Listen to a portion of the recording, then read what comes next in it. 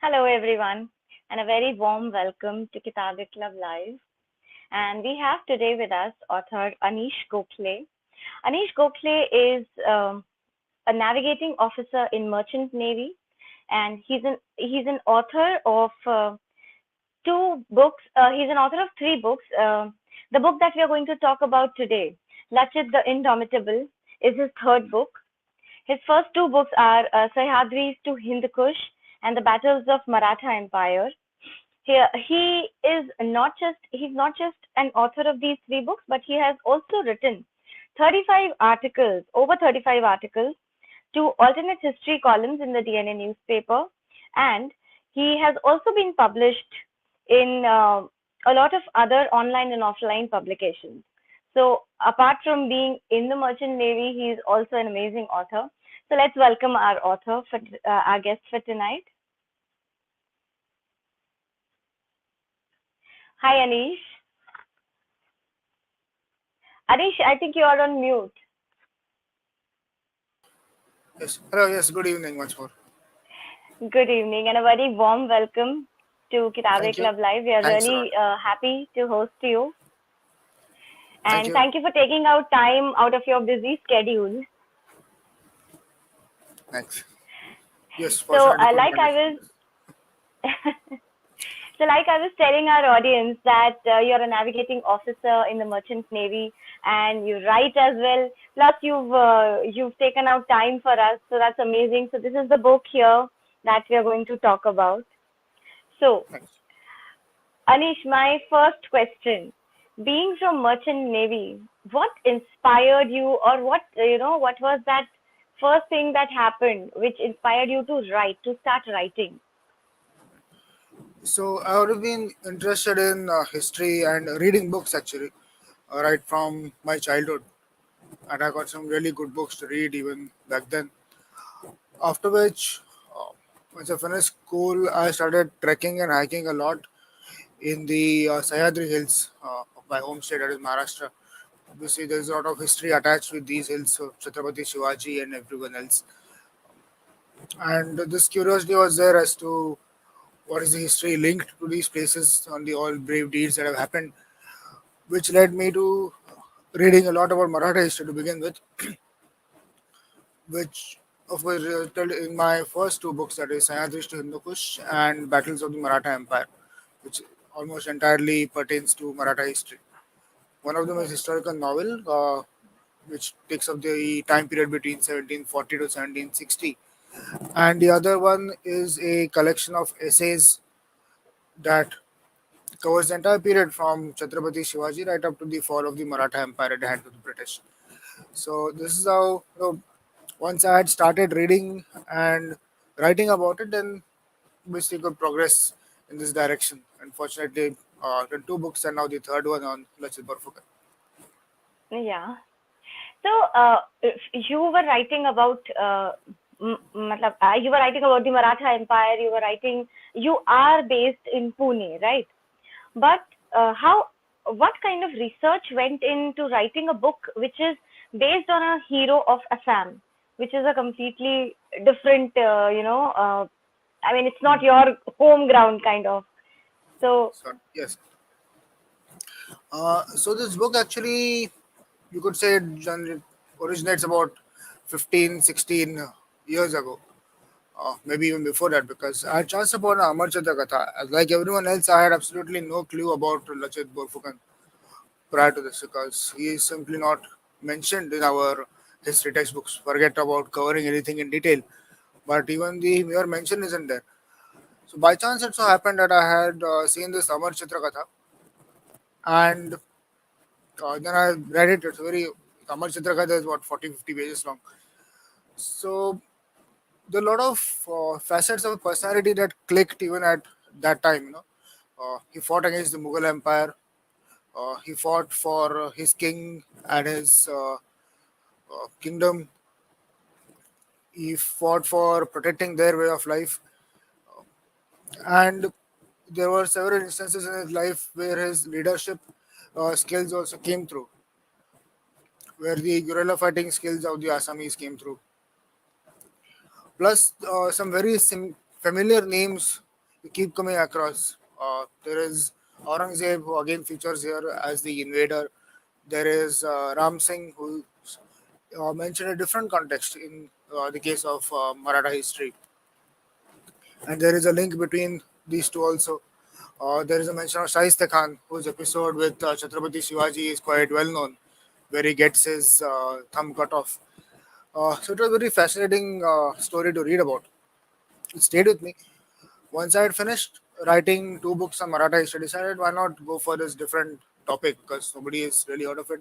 And the bit of apprehension regarding whether it will be taken, I mean, people find interest or not outside of Assam, I thought there's quite a few similarities in the personality of the two persons, Chhatrapati Shivaji and Lachit Barphukan. So maybe this will help.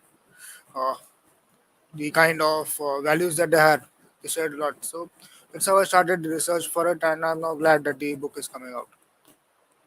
So Uncle Pai must be very happy right now that Amar Chitrakatha was what inspired you. And I'll just share a little incident, like how I know about Lachit Barphukan. So a few years back, I was a part of an Assamese based storytelling session. So where a lot of storytellers were there, and they had all narrated stories about Assam. So about Assamese history, about their culture. So Lachit Barphukan's story was one which was also narrated there, and I had listened to it. So when I saw the book, I said, I want this book and I have to read it Great. because I know who he is, and so I want to know more about him. So thank you so much for Wonderful. writing this book for us. Yeah. Okay, coming to the book, like since you are in the merchant navy, you have most of the times you are on the ship.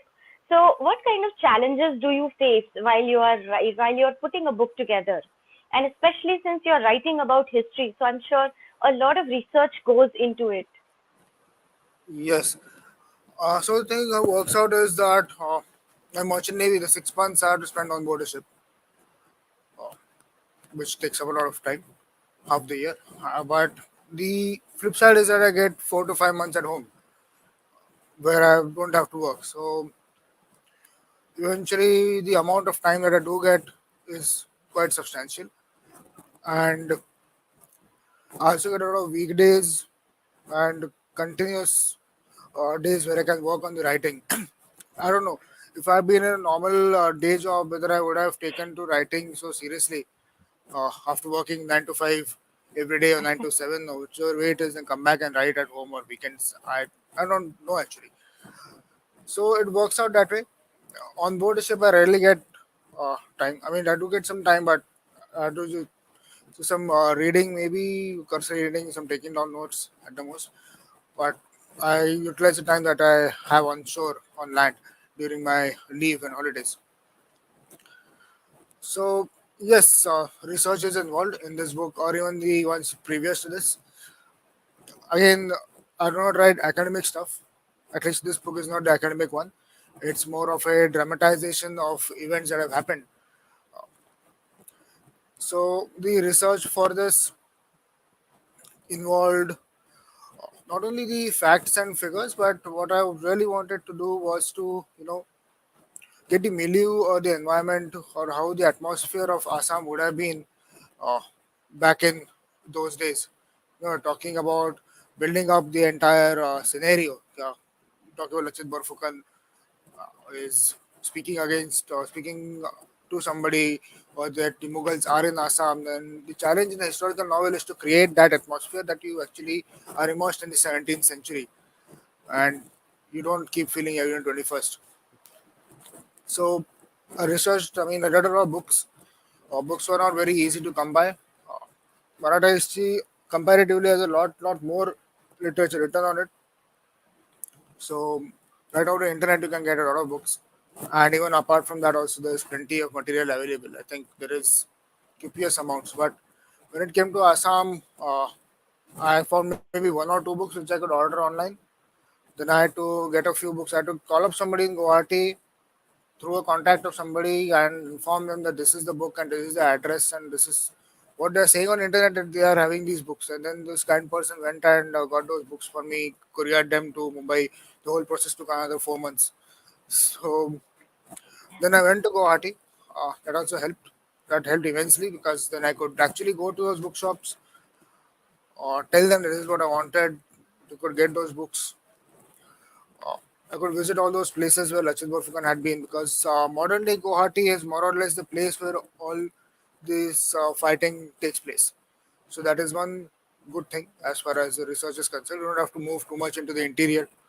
Um, you can just be in Guwahati because the entire gamut of incidences takes place around Guwahati. Not too much has remained of those times because very little stone constructions, but still you can get quite a fair idea.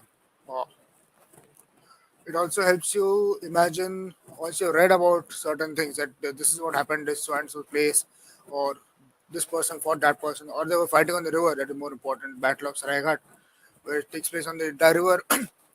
Sitting in Pune or Mumbai, difficult to imagine a battle taking place on the river True. because you don't see rivers that wide. But when you go to Guwahati and you see the Brahmaputra, which is a mile across at its narrowest point, you can stand on one shore and it's difficult to spot the other shore.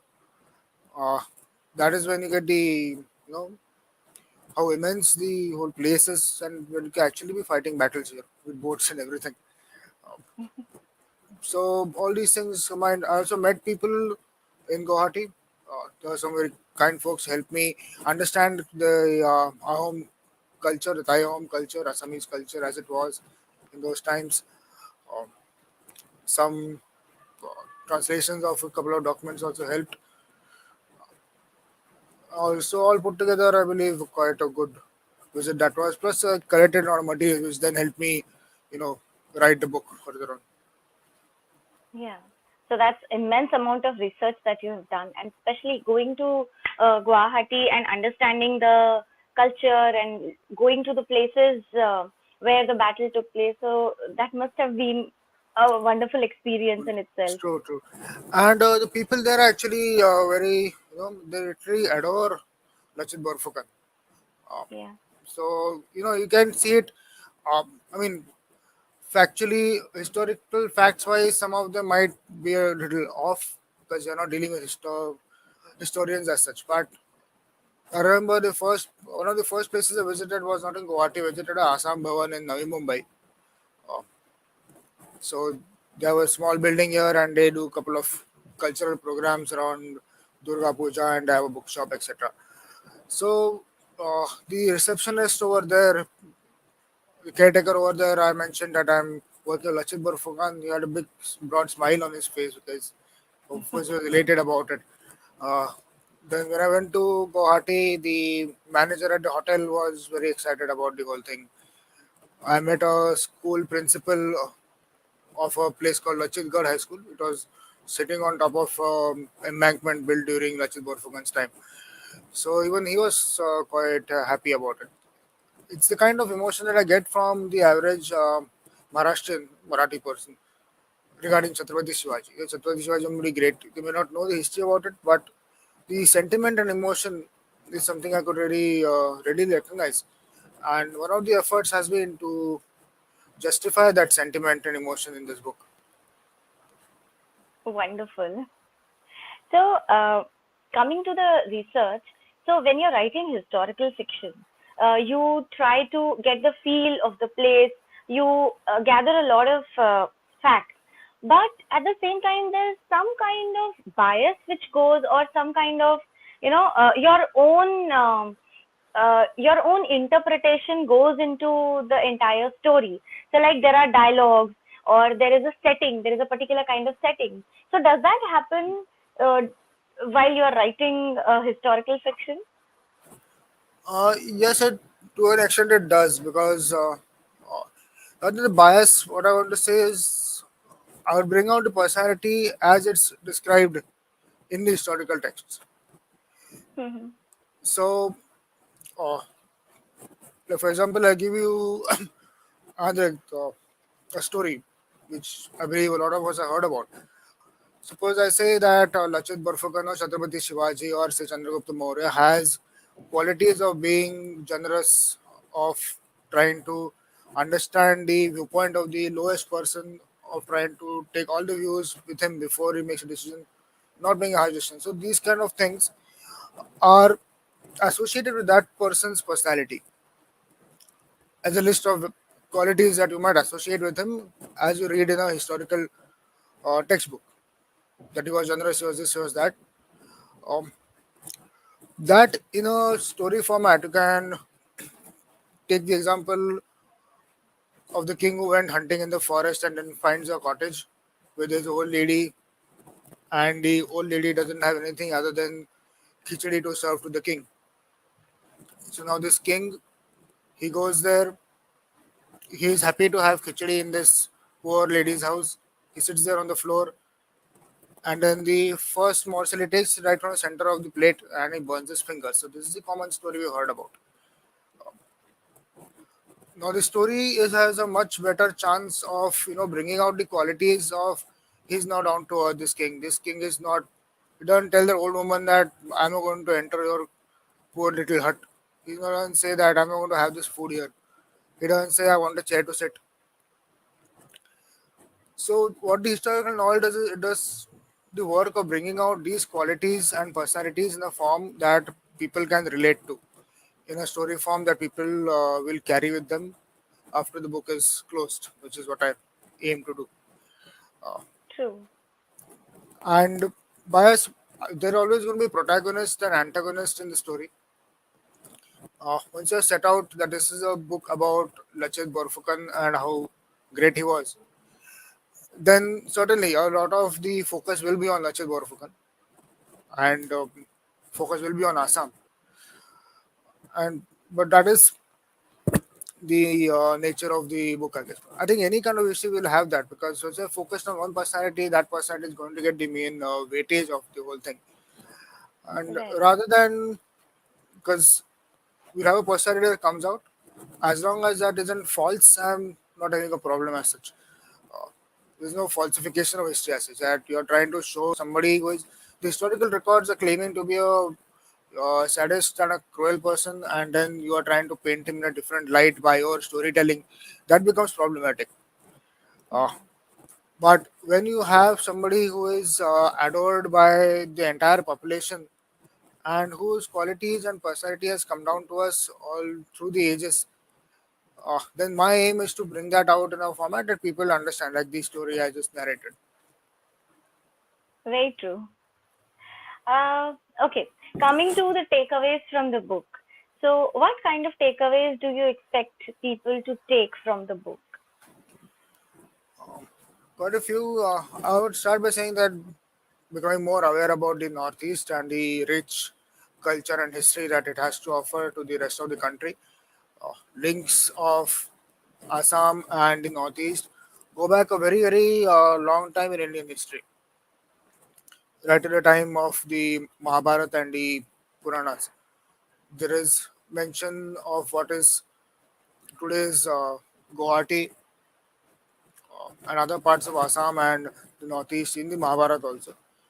There is the case of there's a place near Guwahati, which you can still see, it's called Ashwaklanta.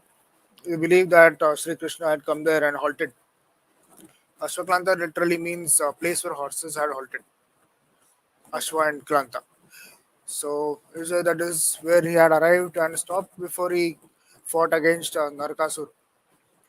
Then you have a large pond in the center of Guwahati, known as Digali Fukuri, a large pond. So that is again they put a big board there that the general belief of the people here is that it has been dug by Bhagadatta during the time of the Mahabharata.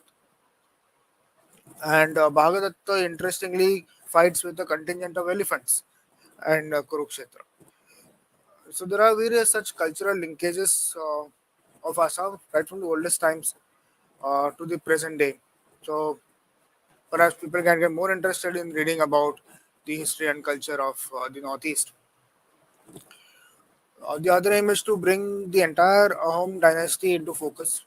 Yes, Lachit Barphukan was a great person, no doubt, but the Ahom dynasty which ruled over Assam from around about the 13th century to the 19th century, to the advent of the British Empire, in fact.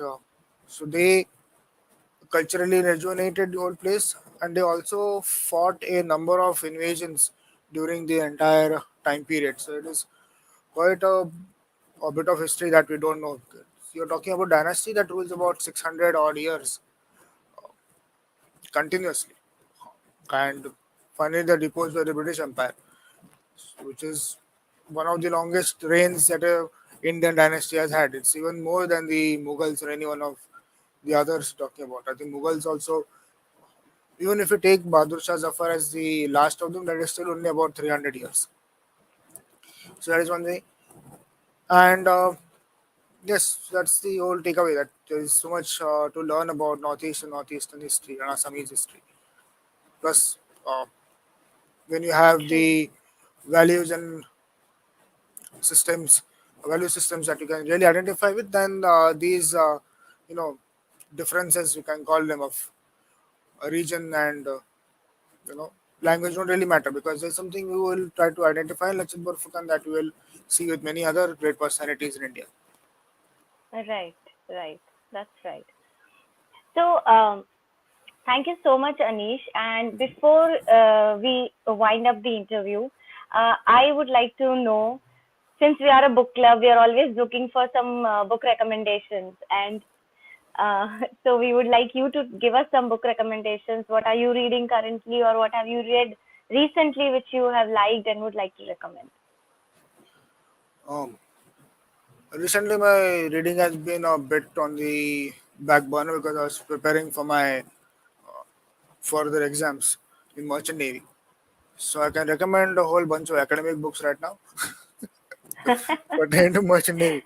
But yes, talking about Lachit Barphukan itself, himself, there are quite a few books that people might like to read in relation to this book on Lachit, that is Lachit the Indomitable. Mhm. In Guwahati, I chanced upon a couple of very good English translations of contemporary records. There is something called Tariq Asham. So Tariq Asham basically was a contemporary Persian chronicle of the time the Mughals invaded in 1663, and he gives a day-to-day record of what was exactly happening. It's a very good source to find out the milieu and the conditions of the time, because he gives very accurate descriptions. He gives description of Guwahati and description of other places and how they fought. So this is one a very good book that I did come across when reading about Assam. Um, there is very recently, I think, a book on Thai Ahoms where the author uh, speaks about the entire dynasty of 600 years, which is again very interesting if you want to really read about the Northeast. So yes, in connection with Lachit Borfukan, these are books I would recommend. Wow. So actually, I think these are some amazing recommendations by Anish, because not much is known about the northeastern part of India. And True. thank you so much, Anish, for bringing this book Thank you. Thanks. to us. Thank you. And it is an amazing read. I have done read. I just finished reading the book, and I Okay. loved it. Thank you. So Thanks a thank lot. you so much. Thank you.